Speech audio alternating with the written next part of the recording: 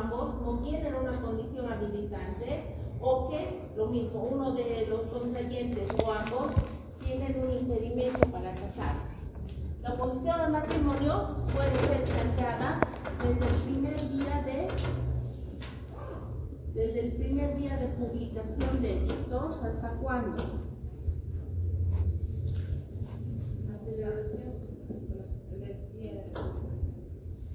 Hasta el día de la celebración del matrimonio.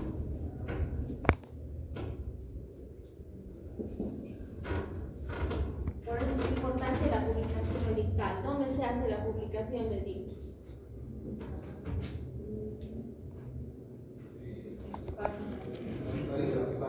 En la página web del CEDESI y en el tablero, ¿no? En la oficialía del registro cívico. ¿Cuántos días se publica? 5 días hábiles. ¿Sí? Bien. Entonces, en ese tiempo, precisamente de publicación de edictos, la persona que tiene interés legítimo, es decir, a quien la ley le ha dado la legitimación activa, puede oponerse a que se case esa pareja. ¿Sí? Entonces, el artículo 153 del Código de las Familias nos dice quiénes son esas personas a quienes la ley considera como con interés legítimo, quienes tienen ese interés legítimo para oponerse. ¿Y quiénes varían? Sí, primero, los ascendientes. ¿Quiénes son los ascendientes?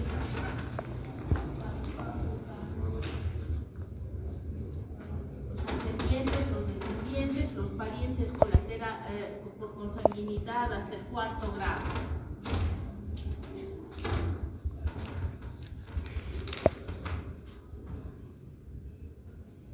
¿Quiénes más? ¿Quiénes más pueden plantear la oposición al matrimonio?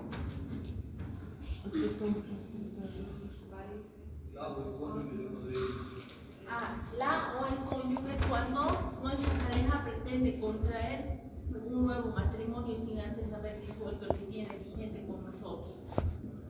El tutor, ¿en qué caso es el tutor?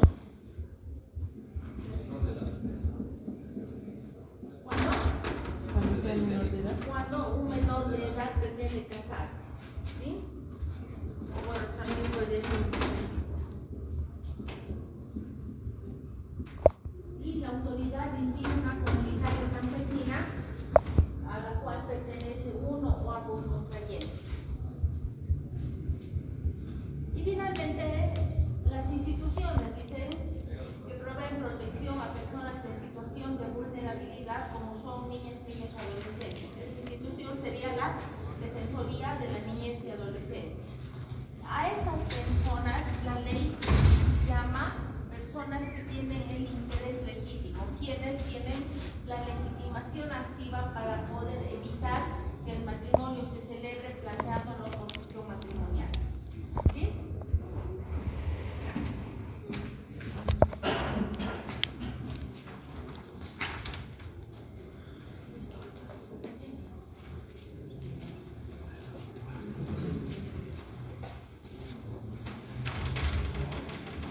La oposición al matrimonio se va a plantear ante el oficial del registro cívico, donde la pareja ha realizado la manifestación de voluntad. ¿Sí? Donde hemos ido con la novia y el novio a decir que quieren casarse. ¿Sí? Ante ese oficial se va a plantear la oposición. Esta oposición puede ser planteada de manera verbal o puede ser planteada de forma escrita. De todas maneras, el contenido de la oposición matrimonial debe ser el siguiente. Primero, tenemos que indicar el nombre y generales de ley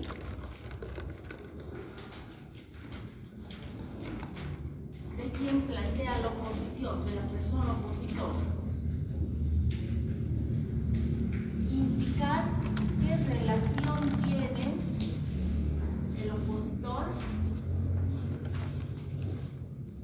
con uno o ambos contrayentes.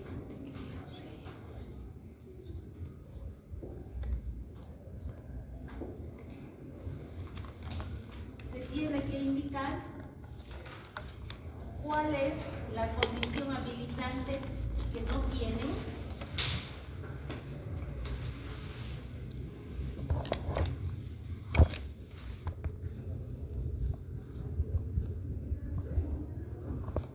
O indicar cuál es el impedimento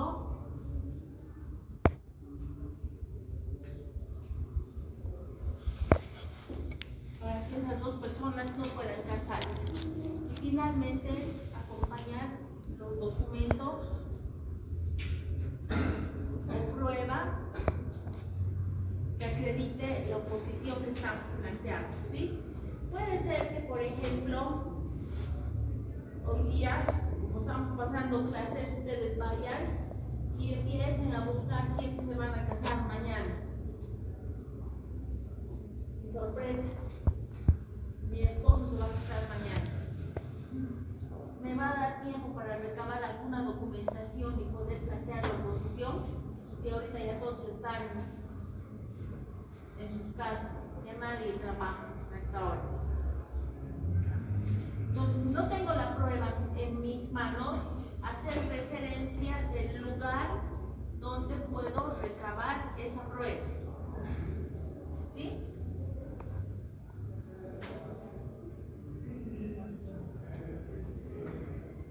Ahora, de todo esto se va a levantar un acta que se llama acta de oposición matrimonial. Desde el momento en que se plantea la oposición, el matrimonio no puede ya celebrarse, se suspende. Ahora aquí, cuando veamos a las personas con interés legítimo, antes de continuar, aquí voy a poner un asterisco en el número 6. ¿Sí? Solamente en este caso, cuando se trata de impedimento por delito,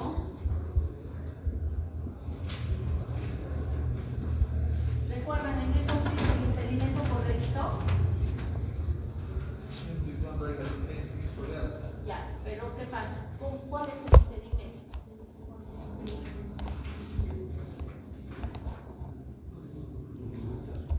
¿Cuál es el impedimento por delito? En sus palabras, dígame. No puede comprar patrimonio en caso de violencia, asesinato. Homicidio, feminicidio o asesinato ¿de quién?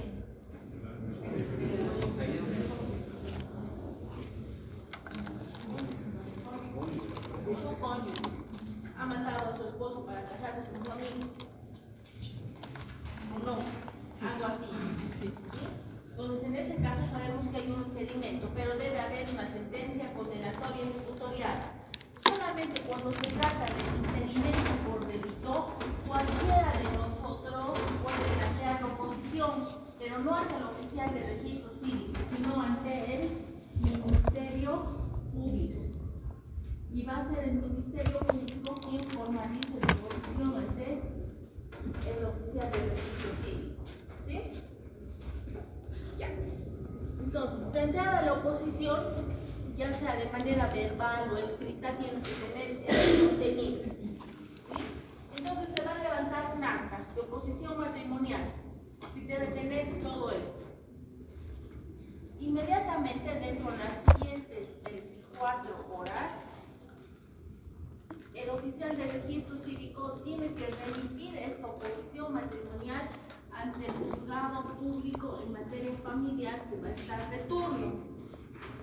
¿Por qué? Porque esto no puede ser resuelto por el oficial de registro cívico. El oficial sí va a tener conocimiento y como no sabe si realmente es cierta o no es cierta la oposición, por más de que se hayan acompañado pruebas, tiene que ser un juez quien declare si existe o no existe la oposición planteada, si hay razón o no hay razón para suspender ese matrimonio, ¿sí?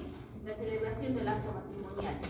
Este proceso se llama, como su nombre lo dice, oposición matrimonial y se tramita dentro de lo que es un proceso extraordinario. ¿Qué va a hacer el juez? Con esto que ha remitido el oficial de registro cívico, va a ordenar la citación de los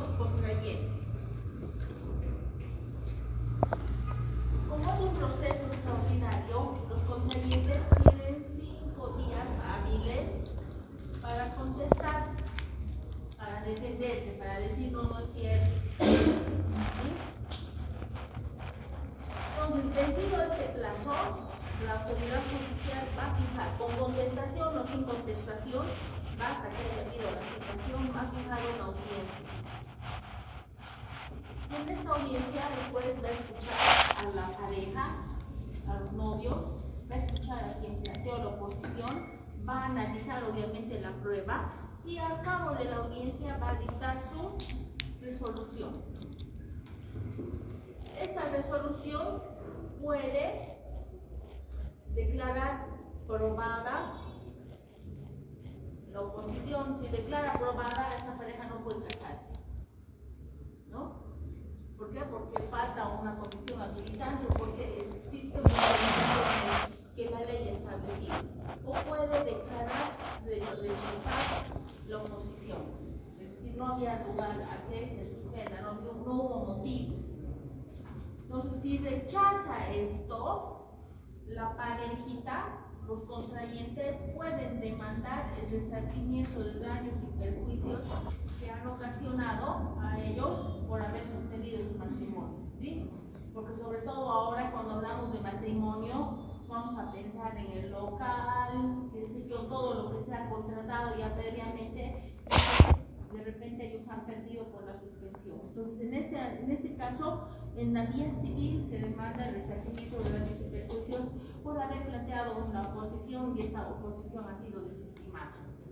¿Sí? ¿Hasta aquí está clarito? No. Doctor, la oposición se puede plantear hasta de manera separada en el momento donde se está celebrando la Sí, hasta el día de celebración, hasta antes de que les pregunte si quieren casarse, hasta ese momento.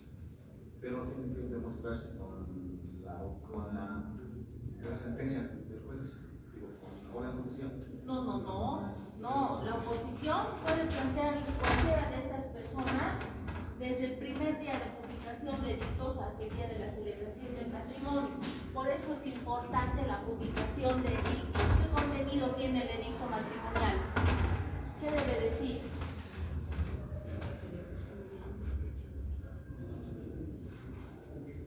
¿Qué debe decir un edicto matrimonial? En fecha tantos se presentaron las dos parejas para contraer matrimonio que más o menos la fecha Dice el nombre de los contrayentes, dice el lugar y la hora en que van a casarse. Por eso es importante, porque yo hasta ese momento, hasta esa hora que se van a casar, yo tengo la posibilidad de decir, me opongo, así como en las novelas. ¿Por qué? Porque es mi esposo el que se quiere casar. y si me aparece ese día, una doctora, ¿Cómo? el día del matrimonio. Por eso ese día, el oficial con mayor razón va a suspender el acto. Sí. Por eso les digo, hasta el momento mismo de la celebración, uno puede plantear la oposición al matrimonio. Si la oposición fuera rechazada, se fija otro día para matrimonio. Cubre pues la persona que ha planteado la oposición y que ha sido rechazada. Después de todo. ¿Qué era esto? ¿Servidor público de interés público? Citación a los contrayentes.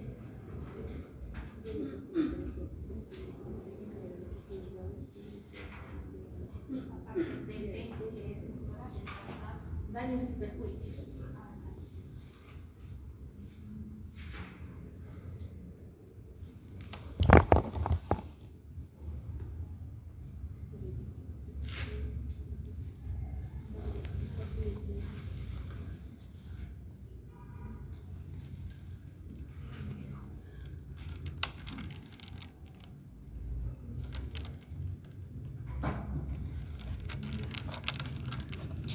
Preguntas sobre esto. Entonces vamos a pasar al acto de celebración matrimonial. ¿Quiénes están casados? ¿Quiénes están casados? Pocos. Muy pocos. Estamos pobres. Yo no me casaba. ¿Se casaron alguna vez? En las alacitas. En las alacitas.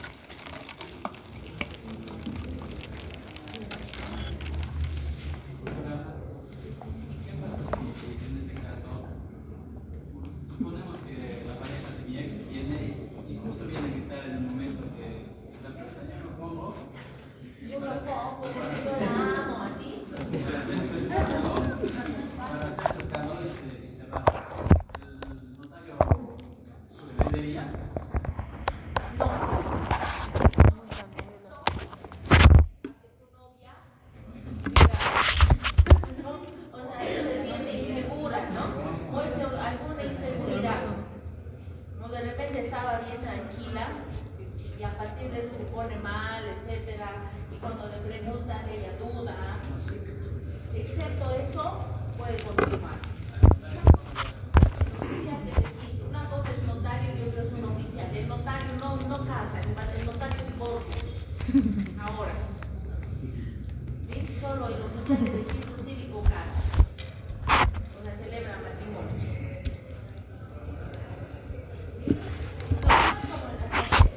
Puede pasar eso y de repente sí pasa, pero Acabo esa de persona casarme. no tiene un interés legítimo para la ley.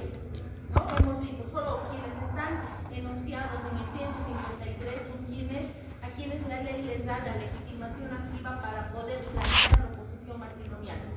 Si no, imagínense que fuese todo un caos, pues todos los novios y novias podrían hacer, ¿no? Solamente hasta por perjudicar. Ya. Vamos a pasar al día del matrimonio. Al día de la celebración matrimonial.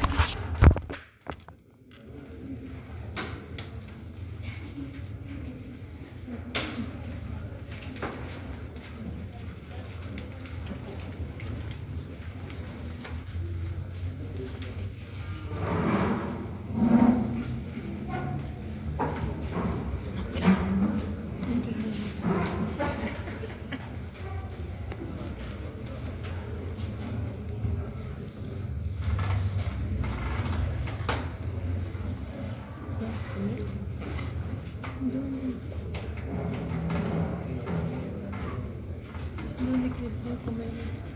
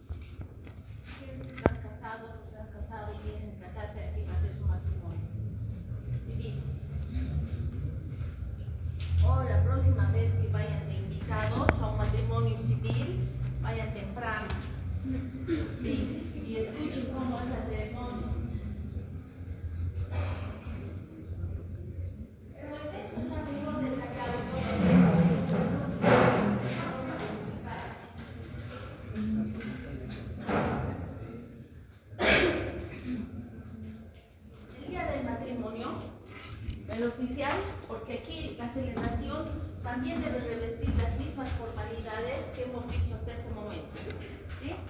Porque en la medida en que se le da esta formalidad, se respetan las legalidades que debe cumplir el acto de celebración matrimonial, va a surtir efectos personales y patrimoniales para los contrayentes, ¿sí? Entonces, primero va a decir, declaro instalado el acto, va a sacar su libro gigante y pone en la mesa, ¿recuerdan? Y dice, declaro instalado el acto con la presencia de mi persona, oficial de registro cívico, número tantos, los contrayentes y testigos. Y enseguida va a dar lectura a todo lo que hemos visto hasta ahora. ¿Recuerdan? Va a dar lectura al acta de manifestación. A ese día en que fuimos por primera vez y dijimos queremos casarnos y hemos elegido esta fecha. Va a leer esa acta de manifestación donde por primera vez hemos manifestado nuestra intención de casarnos. También va a dar lectura de toda la documentación que hemos acompañado ese día del acta de manifestación. ¿Sí? Luego va a leer el decreto matrimonial, donde nos autorizan a casarnos el día, lugar y hora que hemos elegido. Van a leer los edictos matrimoniales. ¿Por qué? Porque el edicto matrimonial, como decíamos hace un momento, tiene que tener el nombre de los contrayentes, el día, lugar y hora en el que se está celebrando ese matrimonio. No puede ser otro día, otra hora o en otro lugar, porque eso invalida ese acto de celebración. Tiene que ser donde ha dicho o se ha indicado en el edicto matrimonial, porque es hasta ese momento, hasta aquí, que la persona que puede plantar la oposición va a poder presentarse. ¿Sí? Luego, si ha habido una oposición, la sentencia que ha rechazado la oposición planteada. ¿Sí? Hasta aquí ya sabíamos, conocíamos, ¿verdad? Pero el consentimiento hoy, ahora, en ese día de la celebración, va a ser expresado ya no solo con el oficial de registro cívico, sino ante nuestra familia, ante nuestros amigos, ante nuestros invitados. ¿Sí? ¿Qué significa? Aquí el consentimiento va a ser expresado públicamente. Y para que el consentimiento sea válido, no solamente debe ser prestado por personas mayores de edad que gozan de uso de sus facultades mentales, sino sobre todo por personas que sepan lo que están diciendo, lo que están haciendo, por qué lo están haciendo, con conocimiento de la institución a la cual se están comprometiendo. Hasta aquí, ¿qué sabemos del matrimonio? Cuando nos vamos a casar, ¿qué sabemos? ¿Algo sabemos del matrimonio? Nada. Un poco tarde, pero nos explican. Claro, bastante tarde porque ya está todo aquí listo, nuestros invitados, todo ya dispuesto. ¿Se dan cuenta? Por ejemplo, en la religión católica, para eso sirven pues, los cursos prematrimoniales. Porque ese consentimiento que se expresa tiene que ser expresado sabiendo cuál es la institución con la que nos estamos comprometiendo. Entonces aquí ese día de la celebración, el oficial del registro cívico les lee, algunos bonitos redactan, les explican, ¿no? Les explican derechos, deberes, sí, pero básicamente tienen que leer estos artículos. El artículo 137, donde les dice el matrimonio, la unión libre son instituciones sociales que se sustentan en el proyecto de vida en común, les dice. Aquí les dicen, desde ese momento, usted y usted, ella y él son iguales ante la ley. Tienen los mismos derechos y los mismos deberes. Eso les dice cuando nos casamos. Y aquí, para que no quepa dudas, les dicen, estos son sus derechos, estos son sus deberes en el matrimonio, tanto de la esposa como del esposo. Son derechos, deberes comunes, les dicen.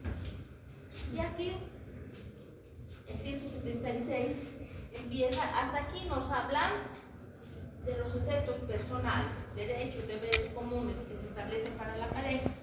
Y aquí les dicen, desde hoy, desde este momento, todo lo que ustedes adquieran en vigencia de su vínculo conyugal les pertenece a ambos. Aunque uno nomás trabaje y el otro no, aunque uno gane más que el otro, todo lo que obtengan durante su matrimonio les pertenece a ambos. Eso va a ser dividido en partes iguales solo cuando esta unión se disuelve. Ahí les dicen el día del matrimonio. Y también les dicen aquí que esos bienes del matrimonio los administran la pareja, la esposa y el esposo. También les dicen que cualquier acto de disposición sobre esos bienes comunes tiene que ser con el consentimiento de ambos. Entonces, como supuestamente ya les han explicado todo, pero imagínense el novio y la novia entenderán lo que les están diciendo. Están enamorados, dice él, no sé qué. Supuestamente están enamorados o están nerviosos porque todo esté bien, ¿no ven? ¿Acaso están pensando en atender al oficial? No. Se dan cuenta que muy tarde nos avisan, nos informan de todo, pero ya han cumplido con la formalidad de que el consentimiento sea informado para que sea otorgado ese consentimiento válido. Entonces recién aquí el oficial de registro cívico, como ya les he explicado qué es el matrimonio, efectos personales, efectos patrimoniales, les pregunta, los llama por su nombre completo, les dice usted, señor José Ernesto Jiménez Terceros, acepta a la señorita María de los Ángeles Ramírez Rocha como su legítima esposa. Ahí, esa respuesta que va a darle él tiene que ser un sí absolutamente seguro, un sí rotundo. ¿Sí? No puede aceptar silencios, no puede aceptar dudas, no puede aceptar, por favor, un ratito, 5 minutos, necesito agua, necesito aire, respirar. No, nada. Ante cualquier situación de ese tipo, el oficial de registro cívico, como nos dice el compañero, ¿no? Ha aparecido el novio el exnovio de la novia, ha ido y le ha gritado, eres la mujer de mi vida, yo te amo, ¿sí? Pero si ella está segura de casarse con el hombre que ha elegido, ¿qué va a decir? ¿Sí?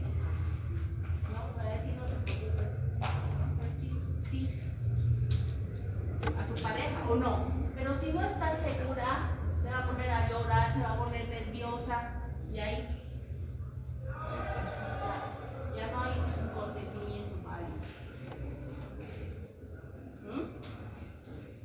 Ahora, supuestamente los dos responden sí, seguro.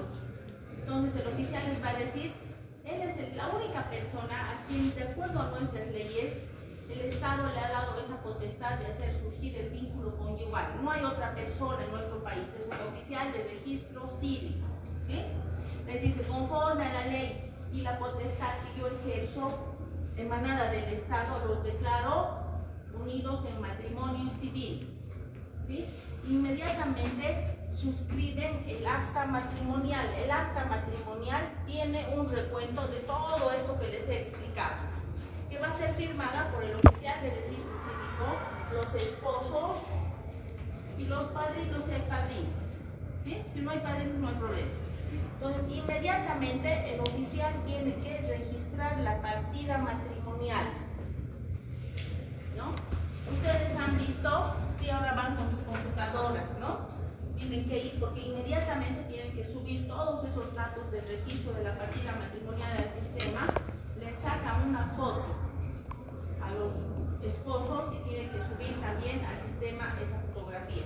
¿Por qué? Para evitar cualquier tipo de situaciones que no deban darse, ¿sí? Ahora, el hecho de que esta respuesta no haya sido afirmativa, les repito, cualquier duda, cualquier silencio, llanto, inclusive en muchos casos, como habíamos visto, no sé, yo he visto el año pasado 10 veces en las noticias, pero en los matrimonios religiosos, han visto a quien alquile. El sacerdote le pregunta al novio, ¿quiere casarse? O algo así, ¿no? Como preguntan en la iglesia, y el novio no. Todo el mundo, normalmente, le ha preguntado 3 veces, y las 3 veces el novio ha dicho no.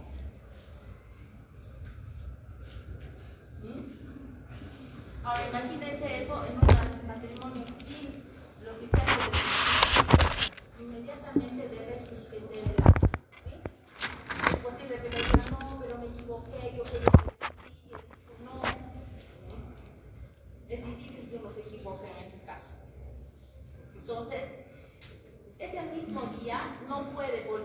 reanudarse la celebración del matrimonio. Se tiene que suspender. ¿Sí? Cuando mucho, dentro de los siguientes 3 días se puede celebrar el matrimonio, pero ese mismo día ya no. Si deja pasar la pareja más de 3 días, tiene que volver a hacer todo lo que hemos hablado, ¿no? Todo lo que hemos explicado. 1, 2. Este sí aceptó, esta respuesta afirmativa no puede estar, dice la ley, sujeta a ningún término ni a ninguna condición. Y de estarlo se tiene como nulo el término o la condición. ¿Qué significa? Por ejemplo, les doy un ejemplo. En muchos casos, la pareja de ella, de él, o de manera indistinta, o el mismo novio o la novia, dice, ya, sí, yo te amo, te adoro, etcétera, me quiero casar, pero nos casaremos por bienes separados, ¿no? Que la familia le dice a ella o a él que firme este documento, donde se explica qué es lo que tú tienes y que todo lo que tengas después de casarte es solo tuyo.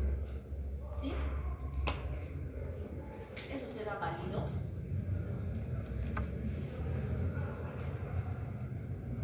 No, por más que esté firmado y con notario, no. ¿Por qué? Porque el régimen para los bienes del matrimonio en Bolivia se llama régimen de comunidad tendencial. Por más que yo firme un contrato de bienes separados, lo que sea, si a condición de que yo firme ese documento me han permitido casarme, entonces ese término, esa condición no es válida. ¿Por qué? Porque ese sí, esa respuesta afirmativa no puede estar sujeta absolutamente a nada más que la libre voluntad de los contrayentes. ¿Sí? Doctora, cuando hacen compra de un inmueble, en casos que se compró la señora Roxana, pero lo hizo con sus propios recursos, y no así de los esposos,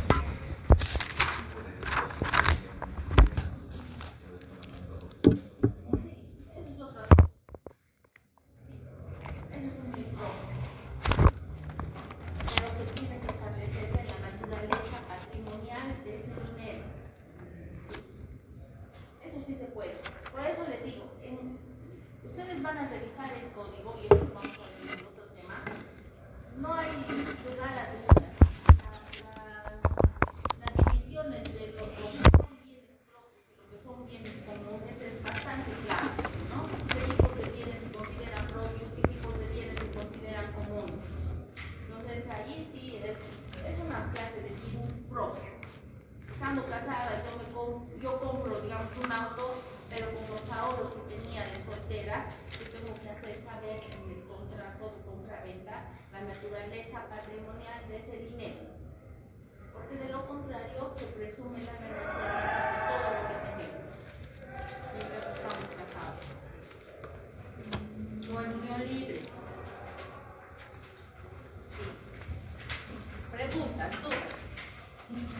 Aunque no nos guste, pero es así.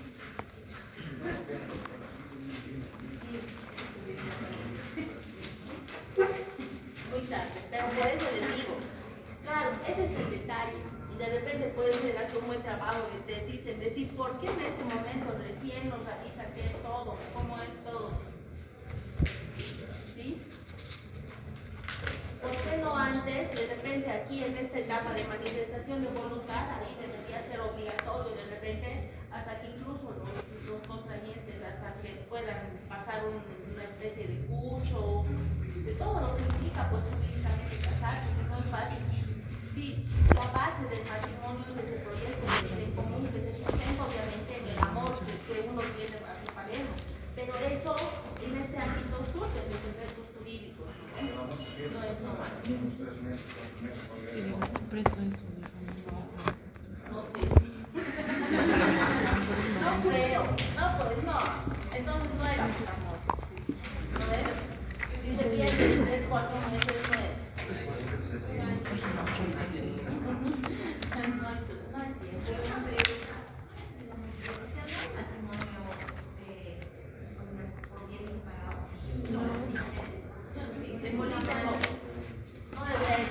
existe en el mundo sí existe. Pero en Bolivia no. Pero porque se divorciado, doctora, y tiene cosas, después quieren volver a casarse. Es un patrimonio personal. Eso tiene que hacer una declaración. No, Que eso supone. no, porque de manera muy clara el Código de las Familias dice bien propio. Bien propio son todos los que tenemos antes de casarnos o antes de empezar una unión libre.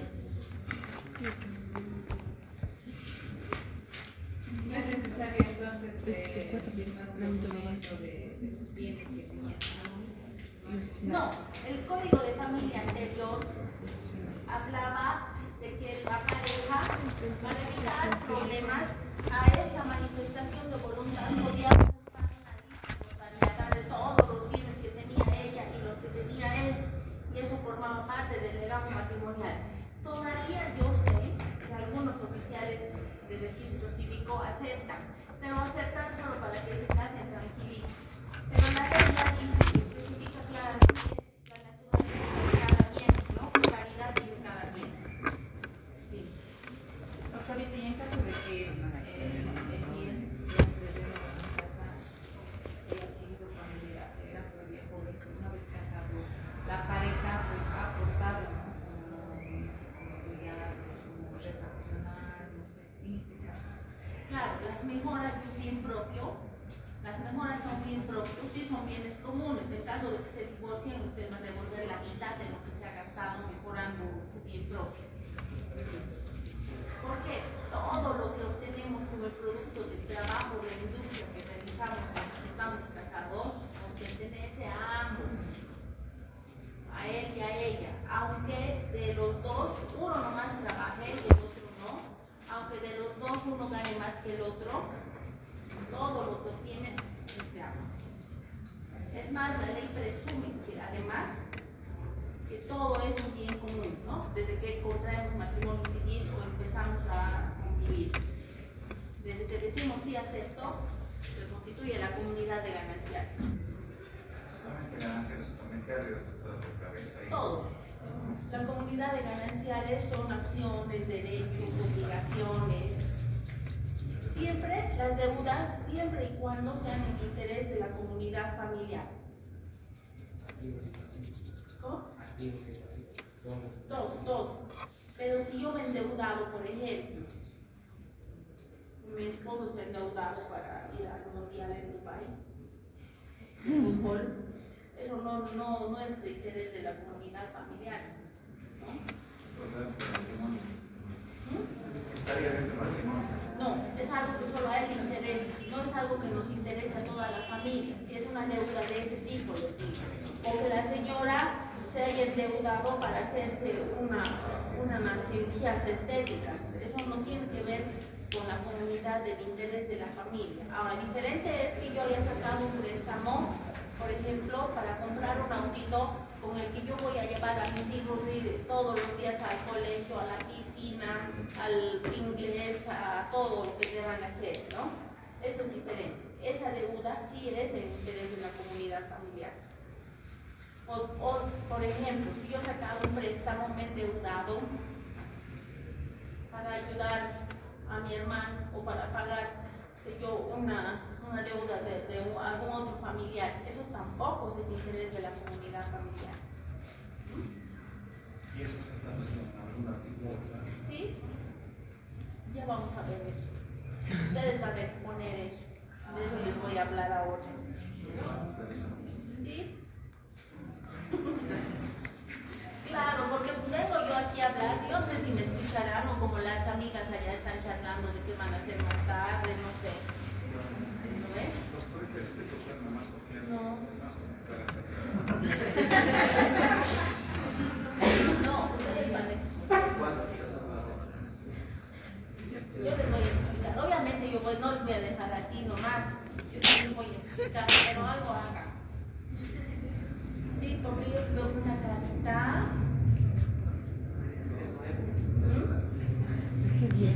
No, yo sé que es nuevo, pero es algo que les interesa. Si algo que les interesa están escuchándome así, no sé, pues algo que no les interesa, como es materias.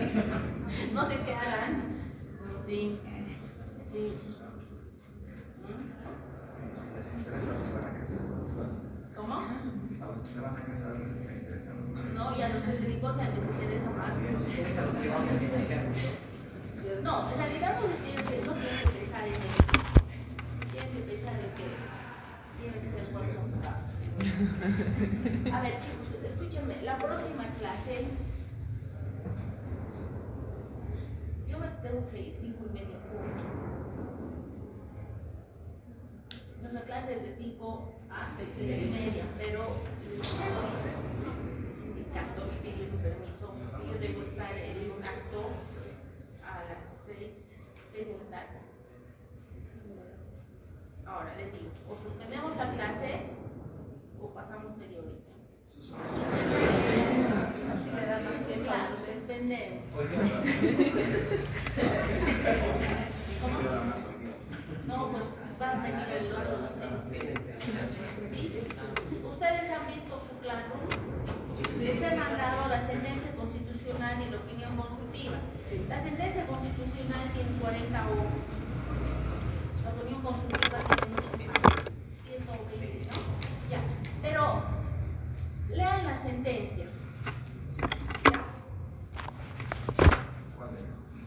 Yo les voy a, para que hacemos la siguiente clase del próximo viernes. Vamos a hablar sobre esa sentencia constitucional y vamos a hablar de la unión libre. ¿Sí? Les adelanto. Desde el 2022, donde se ha aprobado la resolución de la Sala Constitucional de la Ciudad de La Paz, el Tribunal Constitucional en revisión ha aprobado la sentencia. Y a partir del 2022 se puede registrar en Bolivia de manera voluntaria la unión libre de personas del mismo sexo. ¿Sí? Entonces, si podemos registrar la unión libre de dos personas del mismo sexo, yo estoy diciéndoles que la unión libre tiene el mismo valor jurídico de un matrimonio civil. Entonces, estamos nosotros en ese camino, ¿no?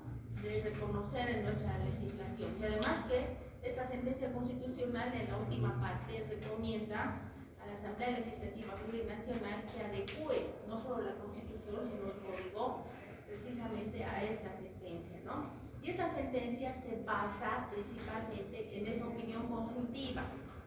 La opinión consultiva número 24 ha sido una consulta que ha hecho Costa Rica precisamente porque también, al igual que en Bolivia y en otros países, habían personas con diferentes identidades, opciones sexuales, que demandaban el reconocimiento de sus derechos, ¿sí? Entonces, esta opinión consultiva va a revisar esos derechos y es precisamente en lo que se funda la sentencia. Que a pesar que nuestra Constitución dice que la unión conyugal en Bolivia es heterosexual entre un hombre y una mujer, a pesar de eso, como la misma Constitución ha puesto en el mismo bloque constitucional a los tratados en materia de derechos humanos que Bolivia ha suscrito, entonces esta opinión consultiva ha revisado eso y ha dicho igual tienen el mismo derecho a formar una familia, ¿no? Desde la opción que tengan las parejas, ¿no? Estas personas. Entonces, esa opinión consultiva habla de la identidad sexual, de la no discriminación, de la identidad de género, etc. Y eso funda la sentencia constitucional. De repente la opinión consultiva es muy amplia, pero es muy interesante. Lean, si no pueden leer toda la opinión consultiva, no importa, pero lean la sentencia. Ustedes van a revisar y hay cosas muy interesantes como la participación del tercero interesado en esta acción. ¿Quiénes son los terceros interesados? Instituciones que promueven los derechos de la comunidad LGTBI se han presentado como terceros interesados, fundando de manera bastante interesante. Ustedes lean desde un punto de vista jurídico, desde un punto de vista de derechos, ¿sí? Obviamente nuestros criterios, nuestras opiniones sí pesan, sí, obviamente, pero desde el momento que yo debo respetar un derecho, obviamente mis criterios, mis opiniones, lo que yo voy a hacer, no es que está de más, sino que voy a dar lugar también a los otros derechos de todos, ¿no? Entonces, lean pensando en los derechos, lean como abogados, a eso me refiero, ¿sí? Y nos vemos la próxima semana. Y les estoy pidiendo permiso para no venir la próxima semana.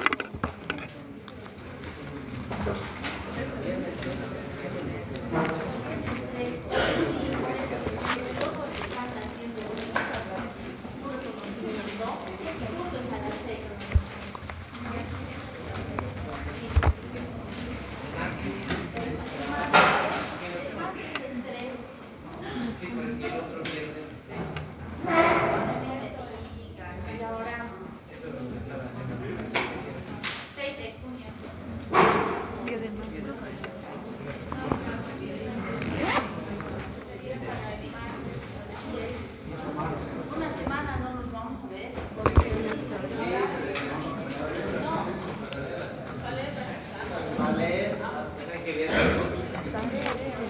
Los dos tendríamos que leerlo.